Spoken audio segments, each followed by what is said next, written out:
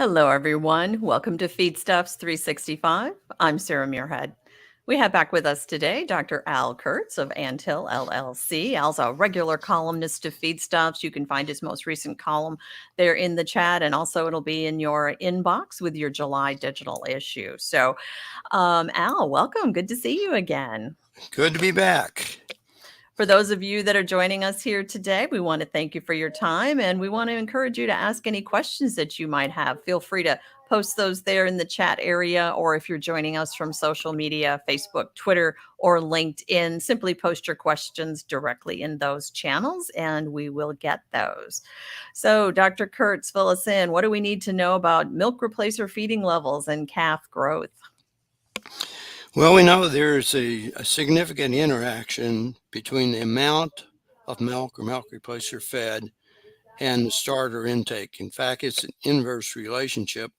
One study cited in the article found that across a number of studies they summarized that there was about a 2-to-1 ratio. So for every 2 units of milk or milk replacer that was fed, that would result in a reduction of 1 unit of calf starter.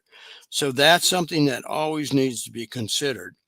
And in this particular study done at the University of Illinois, they used a number of calves. They had 30 female and 45 male Holstein calves from their own herd.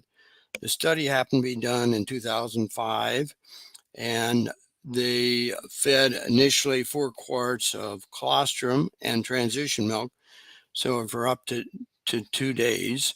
So that was a very good start they had. Now, the calves were housed in individual hutches for the first 9 weeks of age. They were weaned at the end of 6 weeks. And then after that, they were housed in pens of 4 to 6 calves per pen, all the way out to, I think it was about 20 weeks. So there's 3 different phases to this study, which is good because very often calves that are fed and weaned and the data published, there's no follow-up, no carryover period of, say, a week or 2. In this case, they had that. And the other thing about this study that was fairly unique, and it was published in the ARPA's journal because it's more applied, is there were really not just 3 different milk replacers, but 3 different milk replacer feeding programs. In each case, they followed the recommendations of the milk replacer manufacturer. So one treatment was what they call the low milk replacer, and that was a typical 20% protein, 20% fat milk replacer with about on an as-fed basis, about an 18% protein calf starter. The second treatment was what they call a moderate level, and that would have been a milk replacer of 26 protein, 18 fat, and a higher protein of about 20 on a dry matter basis. And then the third treatment was what they call high, which was a 28 protein, 20 fat as fed milk replacer with about a 24% protein starter. So the low treatment was mixed only to 11% solids. And then there was a progression. So week 1, they received only 0.375 pounds of solids mixed at 11% twice daily. Week 2 to 5, they increased that to half a pound twice a day. And then week 6, they cut that in half and then weaned them at the end of 6 weeks. But the middle milk replacer feeding program was mixed not at 11%, but at 13% solids. And then they received 0.625 pounds twice a day in week 1, increased that up to 2 to 5 weeks, and then had a half a week of cut back before they weaned them. The third treatment, which was a high, was mixed at 18% solids. And I get nervous when it gets over 15% solids because you can have an osmotic effect and create some digestive upsets. But nevertheless, in this study, that was the feeding directions and they followed. And then, of course, they had that mixed up to uh, week 2 to 5, about 2.5 pounds of dry matter from the milk replacers. That's a very high level. Then they cut that back for a week before they weaned them. So water was fed ad libitum. The calves were offered starter free choice. Um, the starters were all texturized starters, so that was not a limitation. And then after they were weaned, they continued through week 12 in the hutches. And then from week 13 to 20, they were fed ad libitum, the starter, up to a maximum of 10 pounds. And then they had free access to mixed grass and legume hay. They monitored calf health, weighed them at weekly intervals, measured body length, heart girth, those kinds of things. And so that's the protocols that were followed for the 3 different treatments.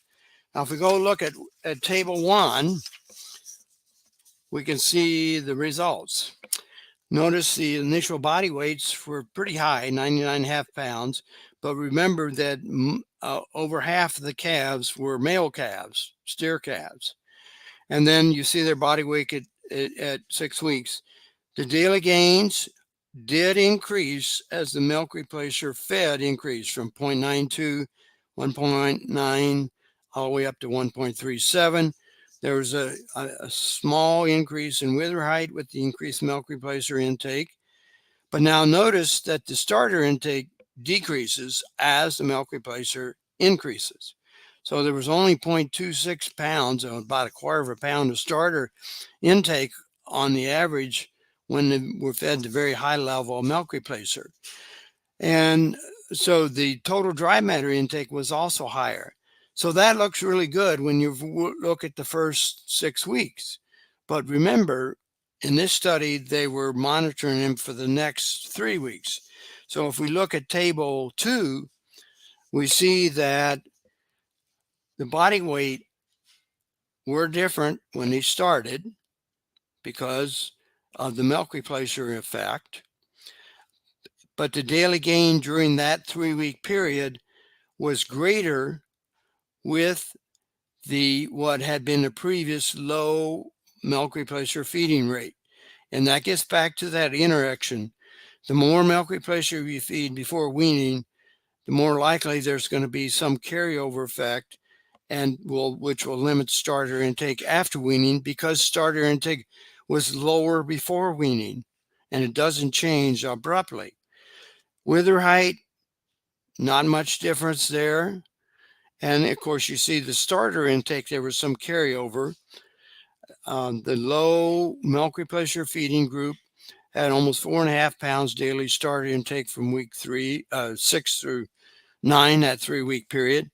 Only about 4 pounds in the moderate level starter of milk replacer fed, and then only a little over 3.5 pounds with the high level of milk replacer fed. So again, we see this interrelationship that the amount of milk replacer you feed before weaning impacts negatively the starter intake. So starter intake is critical for rumen development and the level of intake they're on after weaning. So you can see the carryover effects here. Then if we look at table 3, those are the calves from 13 weeks to 20 weeks. Again, remember 45 of the 75 calves were male calves. So that's why you see such high daily gains, and they allowed up to 10 pounds of starter intake a day. So you had over 3 pounds on the low group, right at 3 for the moderate group, and about 3 for the high group. And you see the withers, it's pretty much about the same now. So if you look at all that data and say, well, what does this mean? Well, it means that the moderate level was really not the best level. And that's not the only study. I've cited in the paper several studies from Mark and group at Profimi where they found the same thing. they found that about 1 2/3 pound of milk replacer dry matter per day was about the optimal. As you went higher than that, you start losing more starter intake, and the calves don't do as well after they're weaned because their starter intake and rumen development wasn't as far along as it should have been before they were weaned. And so I've covered that in the discussion as well. Now, the last thing I wanted to do is refer to a NOM study. If you're familiar, these are national studies done by the USDA Animal Health Group, and the last two were done in 2014 and 2007. And it's interesting because from 2007 to 2014, the amount of milk and milk replacer average fed went from 4 quarts to 6 quarts. That's a 50% increase. So that's a considerable increase, which is good because they can easily handle 6 quarts. If you have about 13% solids, that'll keep you within a good range of total intake and starter intake.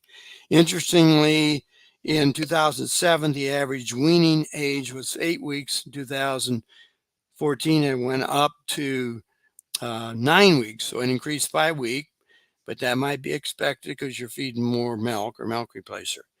Now, that was the last national NOM study, but in 2018, there was a series of papers in the Journal of Dairy Science in which they looked at about, I forget how many herds, but about 2,500 Holstein calves. And they did some measurements on farm, whereas the national studies don't actually have those kinds of measures. So you have some body weights and some wither heights and that sort of thing.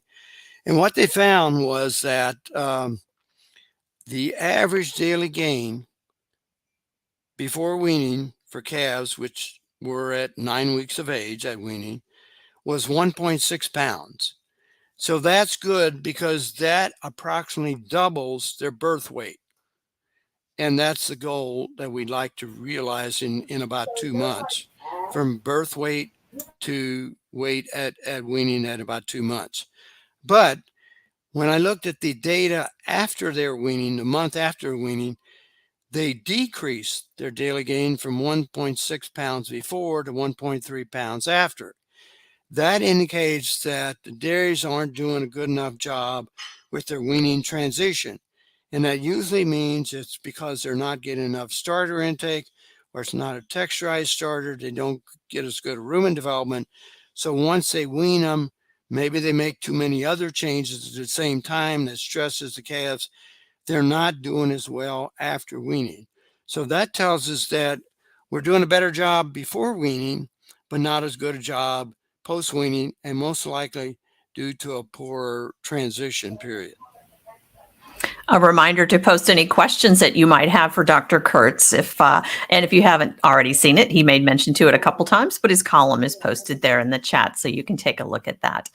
So Al, lots of information here, lots of variables in a way, right? You've got the interrelationships, you've got feeding levels, and more. All these things come into play. So, as we always like to ask, what then would you say is the bottom line in all of this? Well, it's like the old Little Red Riding Hood. What's the right temperature for the porridge? It's the medium group is better, because if you have a low starter intake with a low protein, if you have a low milk replacer feeding, like the traditional level of a pound a day, 2 quarts twice a day, that's not going to do you as well as the calves are capable before they're weaned. You do get good starter intake, as you saw in this study, but you're not benefiting their milk or milk replacer feeding rate as well. So in this case, when it got up to about 1.6 pounds, and that was found in the other studies I cited, that seems to be a happy medium. So you can double their birth weight at the end of 2 months. And if you're feeding a good texturized starter, you'll have adequate starter intake. So by the time they're weaned, they're in good shape with rumen development, and you're not as likely to have any slump after weaning, provided you don't make too many changes at once. And unfortunately, that still happens. If they're in a hutch all the way through to weaning, it's better if they stay in the hutch for another 2 weeks after weaning. But most dairies don't account for that, so they don't have enough hutches to allow that to happen. So that means that calves get dumped into a group. And unfortunately, I've seen them as large as 40 and 50 calves in a group. Well, that's really stressful because they've not been in a group before. There's too many changes. And so they stress out and they don't do as well and they don't eat as well. So you're better off after the weaning, if you can't keep them in a hutch for another 2 weeks. And then in the first group, keep the numbers down to about 6 to 8 for a month. Treat that as a transition month, 6 to 8. And then after that, you can put them in larger groups. And then also in that week, in a month after weaning, don't slug them with forage. Limit the forage to about no more than a pound a day. And they can have free choice as a starter. And then after that month of transition, you can take them into larger groups and you can increase the forage. You can double it up to 2 pounds or so for the next month, and then increase from there to the point where you get maybe 4 or 5 pounds of forage intake, and you limit the starter intake or the grower to more than, say, 4 to 6 pounds. So again, creating transitions and smaller amounts of change are the key to getting calves weaned and have a good performance before weaning as well as a good performance after weaning.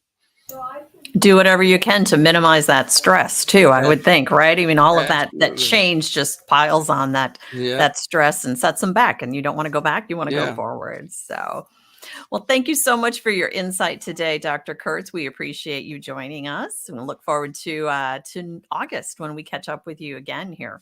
All right. Thank you again. We appreciate all of you for joining us as well. We know you have busy schedules, so giving us a little bit of your time is greatly appreciated. A reminder that all Feedstuffs 365 sessions are available in on-demand format on feedstuffs365.com. You can view them at any time or share them with your colleagues and peers. Until next time, for Feedstuffs 365, I'm Sarah Muirhead.